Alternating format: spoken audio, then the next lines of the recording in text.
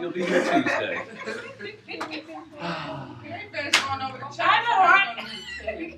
Wine, wine, wine. Don't get too drunk.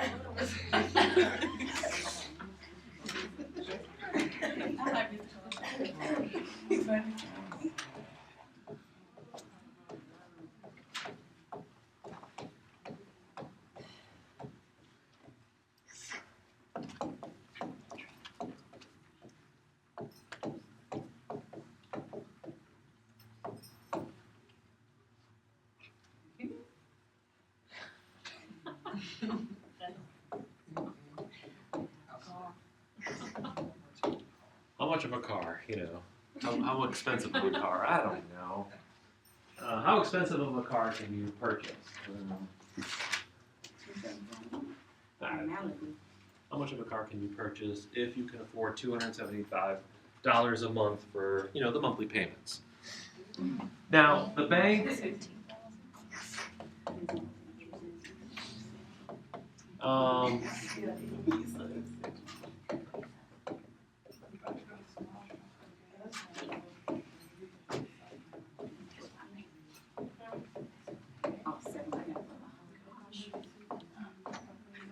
the bank will give you the loan for the car at 7.5% interest rate for 5 years.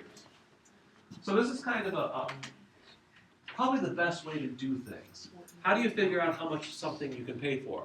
Most people don't go looking for houses, pick out a price, and then find out how much they're going to pay per month. They go the other direction. They know how much they can pay per month, and they figure out how much of a loan they can take and actually afford. Oh, by the way, this formula is based on fixed loans. They are not those, what are the other ones called? Variable interest rate ones. Oh, those are horrible. They're ARMs, ARMs. They are dangerous because before the recession hit, they were very low and people could get loans and buy $250,000 houses without a job. And then as the economy worsened, those interest rates doubled, tripled, and people, just by the interest rate going up 1 percentage point, put the house out of their reach. Why? Because they bought a house that they could barely pay for. You know, if just one thing went bad, they wouldn't have any money left over. So when you buy a house, don't max out your budget. Don't kill it. It used to be buy a house that you could afford. I think it was like 25% of your paycheck payments. About 25. I think it was that. 25, 30%. All right, so let's see here. We're going to use our nice little formula. P equals Rn over R, 1 minus 1 plus R over N raised to the negative NT. And plug in what we know. Do I know the principal? No. No, so leave that alone. P. Do I know how much I can pay per month? Yes. Yeah, that's $275. It's going to be every month, so that'll be 12. Divided by the interest rate, which is 0.075? Yeah. Parentheses, 1 minus, parentheses, 1 plus, 0.075 divided by 12, raised to the negative 12 times 5 for 5 years.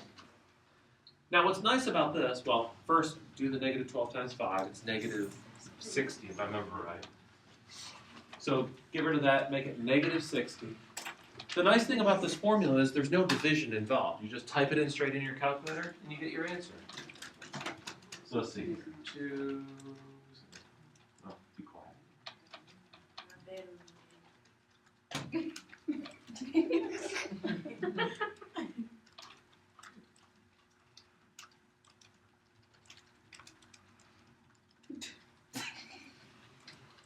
If you go buying the car and you know how much you can afford as a car, you can't have a car dealership selling you a car that you can't afford. You'll know what your maximum amount should be.